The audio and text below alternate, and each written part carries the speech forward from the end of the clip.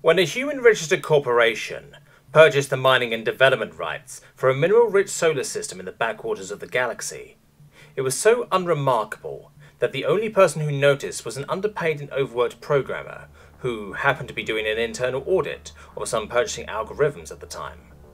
He was 10 hours into his 8-hour shift, and his eyes skipped past the 14-digit system identifier in order to look at other, more relevant information. When said corporation began moving large amounts of mineral extraction and refinery equipment to said system, it was noticed by several intelligence agencies, both governmental and corporate. Nobody thought anything was amiss about the operation, but the machinery in question could potentially be used to make warships. The people the intelligence agencies worked for liked to know the locations of warships, even if said warships were only theoretical. No less than 4 intel-gathering telescopes were dispatched by competing intelligence agencies to monitor the equipment, a procedure so routine it was entirely automated. All large concentrations of industrial equipment were monitored this way. The industrial equipment in question wasn't being used to make warships, so they really needn't have bothered. Instead, it was making something far more interesting. Dyson spheres. Long a favourite topic of particularly idealistic science fiction writers, were a terrible idea. Even ignoring the litany of engineering challenges involved with encasing an entire stellar body in an artificial edifice, it was still a terrible idea for one simple reason. When you enclose a star, every single joule of energy that star outputs has to be used or otherwise dealt with, and the total energy consumption of every known sapient species amounted to slightly less than 1/3 of the output of a medium-sized star. Compounding that issue is the fact that there's no practical way to transmit energy between solar systems, and even the most industry-rich system is only ever going to consume a tiny fraction of a percent of the energy output of its host star. Nothing anyone had ever built needed that much energy. And besides, if you needed energy, you could always build a fusion reactor. If you needed more energy, you could build a bigger fusion reactor or install a Dyson swarm. There was absolutely no practical reason to build a Dyson sphere. As such, it took a while for anyone to notice that a human megacorporation was building a Dyson sphere. The algorithms driving the Intel telescopes were tailored to look for warships, not megastructures. They looked at the partially completed sphere, did the computer equivalent of a shrug, and flagged it as a large structure, purpose unknown. Pretty much anything big and lacking obvious engines got flagged as large structure, purpose unknown, and data analytics teams were always perpetually understaffed, so it took an embarrassing amount of time for someone sentient to look at the data. And when they finally did, a lot of construction had already been done, and it was fairly obvious what was being built. At that point, very serious phone calls with very serious people started to be made, and there was a general panic as everyone suddenly gave a lot of attention to what was being regarded as a particularly boring corner of space. It was very surprising to a lot of engineers that it was the humans who were building a Dyson sphere. Humans were good engineers by anyone's metric, but they weren't the best. Xenopsychologists pointed out that humans generally had a great deal of pride and engaging in a massive pointless vanity project simply to prove that they were the best engineers was entirely possible. This theory was lent credence by the fact that according to any known economic analysis, the Dyson sphere was a massive waste of money and resources. When asked why so much time and money was invested in what any sensible person would agree was a waste of time, a corporate representative just said, "Oh, you know, reasons." An answer that everyone agreed was entirely unsatisfactory. When independent investigations were conducted into what exactly was going on at the Dyson sphere, several concerning facts came to light. Part of the outer surface of the Dyson sphere had been converted into a massive manufacturing plant, making everything from toothpaste to thermonuclear warheads. When asked why it was deemed necessary for such industry to be on a Dyson sphere instead of a planet, a corporate representative simply responded, "future-proofing," and refused to elaborate. This was concerning to industrialists and economists alike, as an absolutely enormous factory popping up in the middle of nowhere promised to wreak havoc on trade routes. What was significantly more concerning to a lot more people was the planet-melting super laser the humans had decided to put on their Dyson sphere.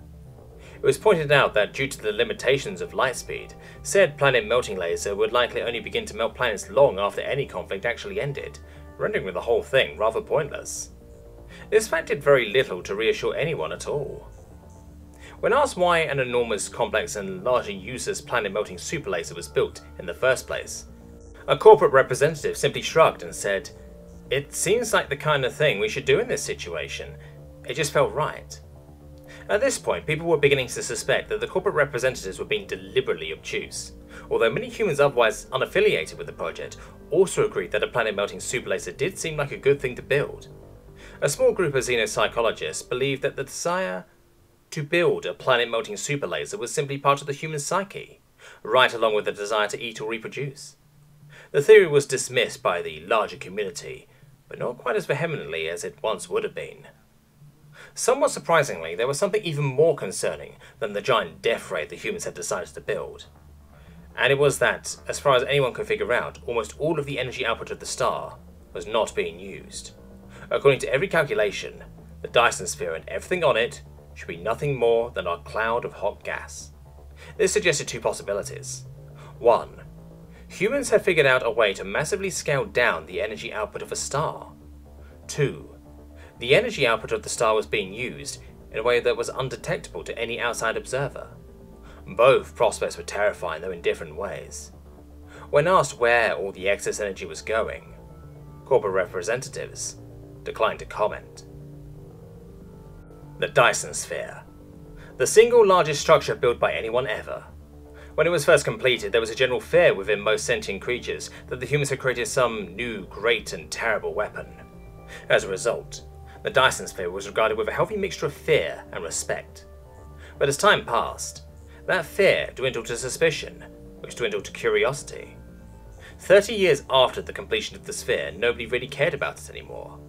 It was just that mysterious thing that humans had built because they were humans, and they did weird things sometimes. Only conspiracy theorists and people in positions of great power dedicated any serious effort to uncovering the mysteries of the Dyson Sphere anymore. The reason the conspiracy theorists were invested was obvious. The Dyson Sphere was big, strange, built in relative secrecy, and seemed to violate several well-established laws of physics. In other words, perfect conspiracy theory material.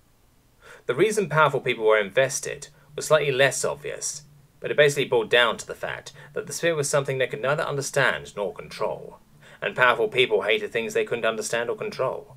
So over the course of 3 decades, amateur and professional spying attempts were undertaken and revealed several interesting facts. The Dyson Sphere was actually much larger than it strictly needed to be. Analysis suggested that it could house a star twice as large as the one it contained. In fact, the sphere appeared to be overbuilt in every capacity. Even considering the titanic forces involved and the timescale of the project, things were simply sturdier than they needed to be. It was baffling, but not quite as baffling as the fact that the sphere did not in fact use all the output of the star. Only a tiny fraction of the energy harvested was put to use, with the rest being stored in enormous, complex and incredibly energy-dense batteries. While this was very technologically impressive, it made little sense as a long-term solution, and seemed to directly contradict the otherwise overbuilt and long-lasting nature of the sphere. Many theories were put forth to explain these oddities, but all had serious flaws. Since all but the most paranoid had basically completely forgotten the Dyson Sphere, it came as a great surprise to the vast majority of sentients when it did several very dramatic things very quickly. The first sign anything was amiss was the complete and total evacuation of the system. While this wasn't very hard, as much of the industry on the sphere was automated, it was noteworthy that it had never been done before and was a harbinger of things to come. First, the Dyson Sphere opened. Nobody knew the Dyson Sphere could open, and newsfeeds were plastered with images of the massive structure unfolding in an almost organic fashion, which is why everyone had a great view when the sphere started to move. The planet-melting super laser, in addition to having the capability to melt planets, could apparently also act as the largest thruster ever made, propelling the sphere to an orbit a moderate distance from its host star. Then the Dyson Sphere closed again, spiraling inwards in the reverse of its former motion. Then it sat there for 3 months. Corporate representatives remained tight-lipped about the whole endeavour, often declining requests for comment or providing vague statements that basically amounted to, "You'll see." Finally, just as public attention was starting to waver, the Dyson Sphere went and changed the course of history. The Dyson Sphere began to spin, faster and faster, until it seemed as if it was going to break apart. Just as it looked like it was going to become history's largest shrapnel grenade, the sphere disappeared, and reappeared instantly, halfway across the galaxy. Keen observers noted that the Dyson sphere had left behind a small, distorted region of space. It would later be discovered that an identical region was present in the system the sphere had moved to. These two regions of space were inextricably linked in a way even the brightest minds struggled to understand, yet alone explain. The effect, however, was simple. Whatever passed into one region would instantly emerge from the other, no matter how far apart. The Dyson sphere had created a wormhole. To properly understand the ramifications of what had just happened, one needs to have basic understanding of how transport works on the galactic scale. While faster-than-light communications can reach anywhere in the galaxy instantaneously, hauling mass from one system to another takes significantly more time. While exact transit times depend on cargo mass, drive rating, and willingness to bribe port authorities, the general consensus is that it takes about 5 years to get from one end of civilization to the other. Each system acted a lot like continents in the old days, largely self-sufficient, with any luxury or high-technology goods imported. Instantaneous travel would change all of that, allowing systems to become independent in a way that simply wasn't possible before. Every single industry would feel at least some impact. It was a total paradigm shift. Suddenly, everything the humans had been doing made sense. The enormous cost of a Dyson sphere was more than accounted for by being the forerunners of a transport revolution. All of the energy stored over the decades was released almost instantly to create the wormhole, in a process that was previously deemed unfeasible due to the sheer energy costs involved. The human corporation had taken a massive gamble in the design and construction of the sphere, and nearly bankrupted themselves in the process. The gamble had paid off spectacularly, but the factory on the surface of the sphere was both a stop-loss measure and a way to jumpstart industry on whatever new system the sphere travelled to. The sphere was so large and overbuilt because it was intended to encircle multiple different stars, some of which would be larger and more powerful than the first. Every baffling design decision, every nonsensical economic choice, they were all put into the context of a new reality and found to make total sense. The corporation responsible for the sphere, as well as humanity in general, felt rather vindicated by the whole affair. History would paint them in a favourable light, and what amounted to a roll of the dice would be framed instead as incredible foresight. But the humans didn't rest on their laurels. Almost immediately after the success of the first sphere, others started to be built. Wormhole travel was the way of the future, and humanity was eager to see that future bloom. A new galactic era had begun.